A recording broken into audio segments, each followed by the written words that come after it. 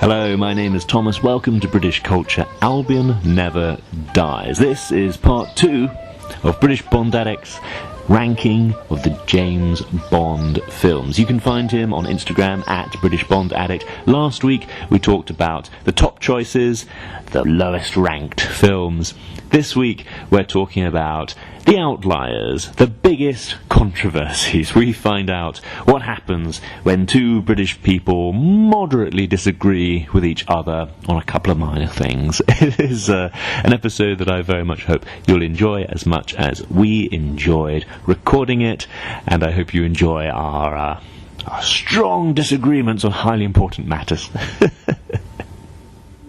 I think my 23rd and 22nd might go down poorly with the listeners and possibly even yourself here.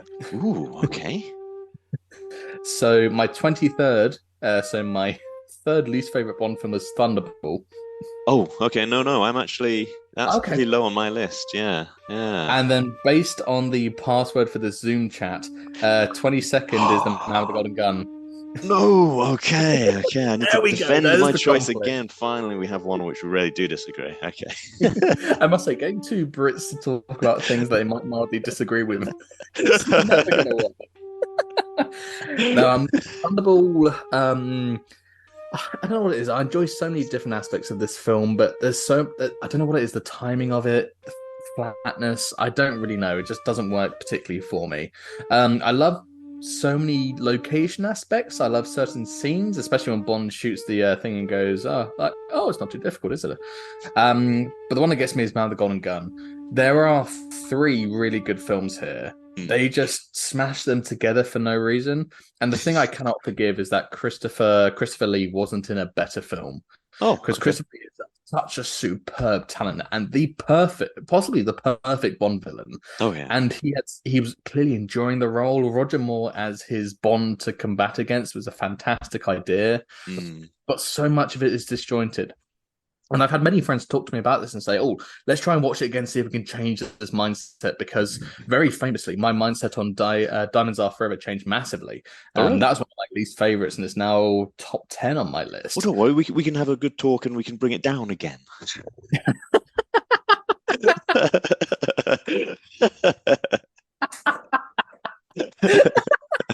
love that.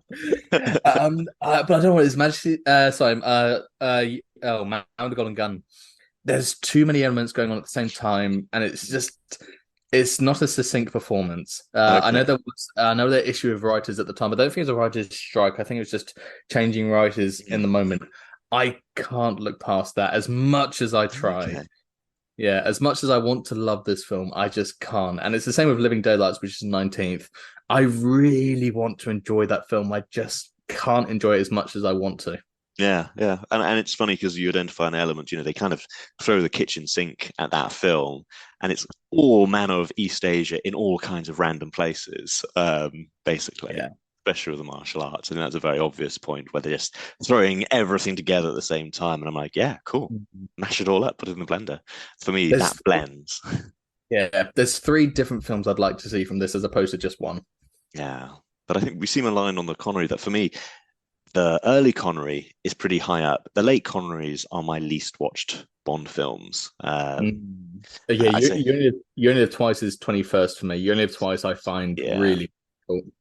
I think it must have been high up in my mind when I was very, very small, because I think a lot of the ideas you have about Bond of, interchangeable women and hollowed out volcanoes and the version of Blofeld you get from the films, a lot comes from them. It's quite iconic, but for me, it really doesn't work.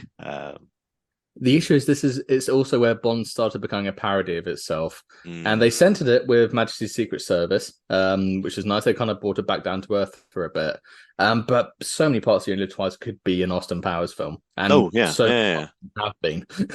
Exactly. I mean, I feel there's a reason why the Canadian comedian kind of drew on that one particular film so heavily. And then The Simpsons with their Scorpio. Hank Scorpio. Yeah. So I like what it gave us. I like Scorpio. Austin Powers was cool at the time, but I feel You Only Live Twice. I've got to ask a question. Okay. Do you have a controversial placing? One that you think the one that provide the most consternation? I mean, the one that people message me about all the time is The Man with the Golden Gun being so high. Like normally people don't complain about things being so low for me because I say it tends to be the Connerys are very, very low, which I expected people not to like, but there we go. It seems more people agreed with me than I thought. But no, The Man with the Golden Gun, I'd say it's my favorite of the old Bond films, actually. Oh, Like wow. pre-1990 is my definition of old Bond films. Yes, I can understand that. Cold War. Yeah, yeah.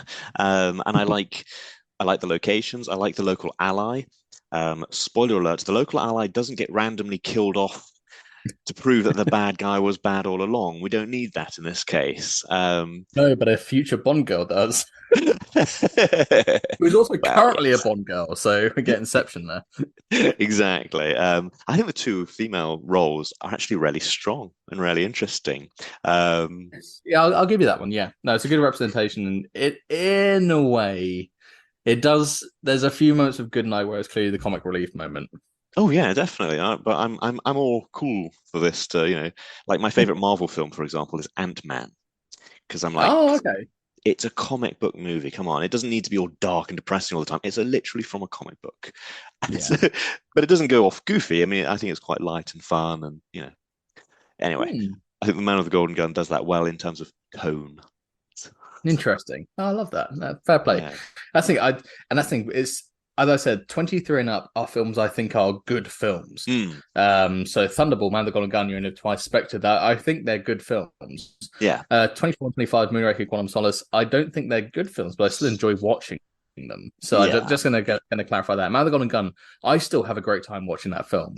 If somebody were to magically appear at my door and say, "Hey, I want to watch Man with the Golden Gun," I'm going to sit down and go, yeah, yeah, let's do that. Absolutely. I'm going to be there soon. Yeah, okay. Can I ask, are there any other controversial placings on your list? For Your Eyes Only is top 10 for me. Oh, cool. Okay. Okay, yeah. That's one I don't know if I watched at the right moment, but I enjoy the kind of back to earth attempt they had. And lots of it, bizarrely, is the cinematography. I think the entire ski chase scene is beautiful. There's so many different parts of it I like. And to be fair, the newest Mission Impossible film was ripping it off by, doing a car chase in a yellow Citroen 2CV. Yeah. It's lasted pretty well. That's one I found has had the most surprise. Whenever I mention my top 10 list, the fact For Your Eyes Only is pretty much always in there. I really like it. I think the only thing that sometimes doesn't grab me about the film is the soundtrack because I love music so much. But the more I see it, you like it? I love the soundtrack. I think the soundtrack for the ski chase in particular, that's like Cue the Music did a cover of it. Yeah. So good. I think I'm gonna go from 25 to 1 and just go bleh, if there's anything that's surprising. So Quantum of Solace, 25, 24, Moonraker, 23, Thunderball, 22, Man with the Golden Gun. Obviously, we had that discussion. 21, You Only Live Twice, 20, Spectre, 19, Living Daylights. Again, a film I wish I loved more. 18, On Her Majesty's Secret Service. Yeah, I mean it's in my top 6 because it's the only one of the Lazenby, so it kind of has to be there. It's become popular recently, and I can appreciate that. 17, No Time to Die. Okay. 16, again, No Time to Die, I enjoyed. It's just too bloody long. Yeah. I mean, that's kind of the reason I've only seen it twice. Yes, I've watched the film 5 times at this point, but I've skipped through my highlights about 20. Okay. I've skipped through certain scenes quite a bit. Yeah, I've gone to see particular bits. Yeah. Yes, yeah, like the Cuba scene, the ending scene. Like, there's certain moments I like to watch again and again. Yeah. 16, Octopussy, which I'd say is the absolute middle of my list, kind of on rankings. That for me would have been relatively low, except for a couple of friends pulling that one up. Yeah. At this point, I'd say these are upper level Bond films. 15, Casino Royale. 14, Spy Who Loved Me. 13, View to a Kill, another one that's been raised highly by friends I've made in the Bond community. 12, Die Another Day. 11, Dr. No. 10, For Your Eyes Only. 9, From Russia with Love. Don't hate me for this. Diamonds Are Forever is above From Russia with Love. Hang on. I mean, we have to ask questions about that. Fun factor and also nostalgia factor. My Diamonds Are Forever is one of my dad's favorite films, so Okay. I've seen it a lot as a kid. I enjoy the Allowed. fun factor. I enjoy the quotability. I think Hmm. From Russia of Love is a better story. It's better acted. But what am I more likely to throw in the DVD player? Yeah. Yeah. Diamonds Are Okay. Forever. Um, Seven What Is Not Enough, six Goldfinger, five License to Kill, four Live and Let Die, three Goldeneye, two Skyfall, one Tomorrow Never Dies. So a fair bit of Brosnan in the top half. I will say, after having gone through my list, there's one certain thing I feel like I need to defend, and it's something that I need to defend because, from an outward perspective, looking inwards, it doesn't make complete sense. And that, especially, and based on your reaction, was Diamonds Are Forever above From Russia of Love. I must say something very important about this, which has completely changed my perspective. Going into the pandemic, which is obviously we all remember, a very tough time for all of us. I had a very kind of militant Bond stance. I wanted Bond to be serious, it's Britain, Hmm. all that stuff. And through the friendships I made on Instagram and through the amount of people I spent talking to Zooms at, similar times in the morning similar times at night to which I am, and similar times in the morning as you are when filming this, Diamonds Are Forever really ranked up. I mentioned previously it's one of my dad's favorite films, and he played it a lot. So certain quotes like "I got a brother" were Yeah. family jokes the entire time. But I kind of just, I enjoyed making the quotes, but my perception was like, okay, it's a pretty lower tier Bond Hmm. film. But certain members in the community, and I will shout them out here, especially Shamrock Shenanigans and Burb James Burb, made me realize that actually sometimes just sitting back and having fun with something can be a really awesome experience, especially if it's with something that you don't, especially if it's something that you have a very specific militant stance with, as I did at the time. Diamonds Are Forever is that high for me because the friendships I made during the pandemic and the ones that have stuck with me for so long have been because they kind of changed my mindset. They made me Hmm. realize things differently. And yes, if you compare No Time to Die or Skyfall or Goldeneye to Diamonds Are Forever, it looks like a one-sided battle. But sometimes there's just a good level of fun to be had and just Yeah. enjoying the silly campness of it all. And that's why it's become one of my favorites because my friends on this account really changed my viewpoint. And Diamonds Are Forever now means a hell of a lot to me, just because of those friendships during that awful 2 year period. And I don't regret putting it that high. I never will. I love that certain interactions have made a film completely different for me. And I'll always be grateful for that.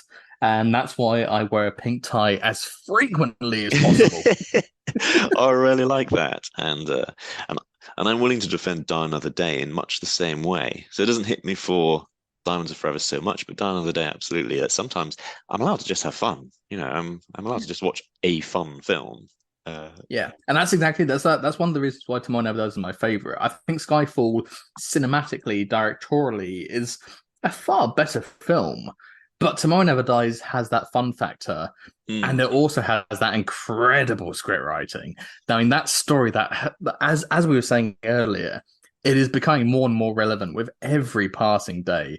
That's one of those ones where it's very lucky. It's got mm. both elements of things that I really enjoy. And it's also got Pierce Brosnan, I will not be afraid to say is by far my favorite Bond. Oh yeah, and I think this is one of his best performances in Tomorrow Never Dies. Yes, I've heard a recent theory that every Bond's third film is their best. Yeah, I've heard this. For me, it's the second. Like almost all of my tops are the second film. That's Uh, fascinating because I think if we're talking about Brosnan, there wasn't enough. It demonstrates his range. It's a mm, far more expressive role. I still think it's a semi parody of Majesty's Secret Service, except where the Bond girl's a bad guy. mm. But yeah, that's fascinating. You said it's the second because, of course, from Russia of Love. Yeah, Yeah, The Man that with the makes me Golden Gun and mm, Your License to Kill and license to Tomorrow Never kill. Dies. Uh, Yeah. the only one that really breaks it would either be George Lazenby because of lack of options, or Daniel Craig, or actually Quantum of Solace. I really do like, but I think Skyfall just pips it at the post for me really now. I'd love to ask, seeing as Quantum of Solace is my least favorite, Hmm. what do you like about that film particularly? Because for me, it's all about the cinematography. The story Okay. I don't mind too much. The villain I find a little bit weak. Hmm. There's certain enjoyable aspects. It's just it's ruined by an inconsistent cinematography style. Okay. What appeals about it for you? Well, And first of all, this isn't me interrogating. Why do you like this? no, no, I'm happy on this point to be interrogated, and I do love the music. I think it's one of the best scores Oh, generally. I actually think it looks great, which film is a visual medium. But the script, I think the script is phenomenal. People always say, "Oh, it's the writer's script, the writer's strike," and so on. What I understand is that the writer worked on the script, did the complete script, final script, handed it in, and then went on strike to oh, show solidarity. So it wasn't perhaps worked all throughout filming, but for me, it's a very lean, kind of straight arrow adventure. And for me, Casino Royale kind of really lacks a bit of a conclusion. And this is like the third act of it. I do enjoy the anger of it. Enjoy the okay, harshness, I can appreciate that. and I like the villain and his plan. Obviously, Yeah. I'm a specialist at the time on the Middle East and so on. I speak Turkish and all that, and water wars is hugely important, Yeah. and have really been dominating like my local news. So to see a lot of the issues have been, well, war over resources, for example, because for a lot of the film you think it's oil. Yeah. I think it was on the money for a lot of the stuff that was at the time. So it was very, very, very, very current when it came out. And that sounds like a similar reason as to why I liked Skyfall so much. For my particular place in my life at that point, for Hmm. you, Quantum has those certain draws as well. And Yeah, as for the people who like certain American Bond films, because it appeals to them in that way. yeah, And this is something I love. This is something I love. This community of many communities I've been a part of. You don't get the vitriol. You get yeah. some, but you don't get the vitriol of disliking something. You often get more of a conversation from it, which I've always really enjoyed. Hmm. Actually, I will say one more thing about Quantum of Solace, as you seem all ears, so which is that the Bond girl. There's two Oh, elements yeah. I really, really like about Olga Korylenko's character, which is that first of all, she is scarred, um, Yeah. which in the books, almost all the women are described with some kind of flaw, a broken nose, Yeah. which we don't see with Honey Rider in the films, or with one leg shorter than the other, or something like that. And so with Yeah. Camille, we have a physical scar. And throughout the books, the people with the scars are the good guys, right? So James Bond has a facial scar. Blofeld is kind of perfect. And the films have always reversed that. Um, Yeah, that's a good point. and Bond doesn't quite get the girl at the end, like in the classic Bond movie way, which of course he doesn't Mm. always in the books either, because he's a human being. Oh, Gala Brand, especially in Moonraker. Yeah. Well, you mentioned it as your favorite book, I think. Yes, absolutely my favorite book by a landslide. Mm. Okay, okay. Yeah. One more question. I know it's your podcast, so I keep Oh, asking you, oh, that's okay. is there any Bond film you wish you liked more? Hmm. For me, it's Living Daylights. Every time I Okay. put in that film, I really want to enjoy it more than I do. And there's certain moments I really love. Hmm. I just wish that film was higher in my list. I really do. How do you look? I mean, as I say, I know the late Connerys just hit the bottom for me. Virtually all of my bottom tier are the late Connerys. GoldenEye, yeah, it's pretty low down for me as well. But perhaps one thing is that for some reason, For Your Eyes Only, it might be my second favorite Roger Moore film, but it's not my first, and I can't think why not. I can't think what does it do wrong? What has it ever done wrong? I don't think it's done Possibly, anything wrong. possibly just BB. I kind of like BB. I'm not gonna lie. It gives my favorite line in the whole franchise. Now you put your clothes back on, and I'll buy you an ice cream. Ice cream. Or perhaps my second favorite, where she describes Julian Glover's character as "You're too old." I'm like, hang on, he's younger than Roger Moore. Yeah. It's just the miles, not the years. Oh, good point. Oh, wonderful kind of phrase there. Love that. Indiana Jones. Love it. Absolutely love it. But yeah, where did you said No Time to Die ranked highly for you? Where was that in your list? Was that top 10? Let me have a look, because obviously it's a number 9. excluding the top 6. Yeah. That's the thing, because obviously No Time to Die being the most recent Bond film, obviously, with lots of hype, and obviously going through the entire pandemic before watching it. I've been intrigued how some people ranked it highly and it's dropped down. They've not done the same with Casino Royale, which is what's happened to me, where Casino Royale started in like top 5 and is now, I think, 15th for me. Yeah. I think for me, Spectre, when it first came out, really hit big and has gradually gone down. So for me, No Time to Die, I've really put it as low as I possibly could justify.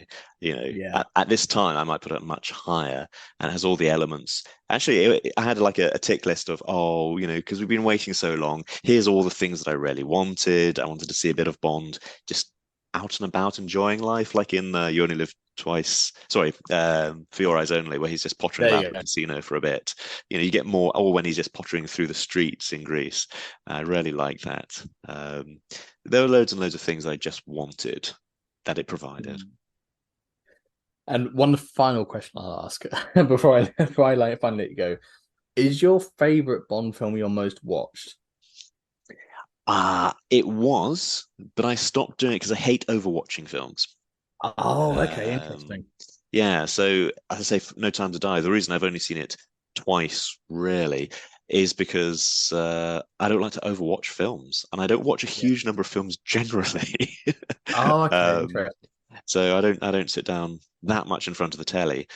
So I really do try and not overwatch stuff.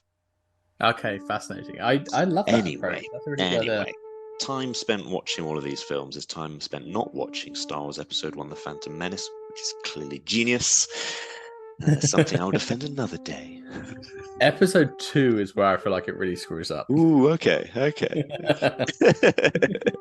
I said there could be a Star Wars podcast that I've got some very controversial opinions about Star Wars. I know that my views are some would say unnatural. I love that. Absolutely love that. Thank you so much for joining me. I shall end the recording here.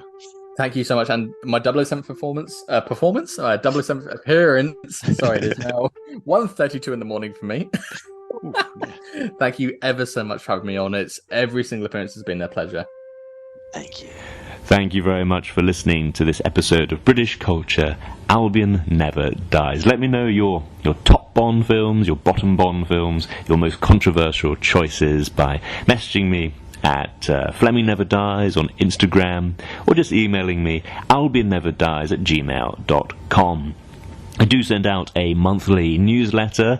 I sent one out recently, and from the newsletter subscriber list, which you can click, it's in the show notes, I do draw a random name from time to time and send out mugs, as Chris received one recently, and I share, say, notebooks, or just sometimes just send postcards. I do send out quite a few postcards as I travel about. So if you're interested in just getting in touch, learning a bit more, letting me know your views, do message me, I say, in whatever way seems fit to you. Thank you very much for listening, and thank you again to Chris.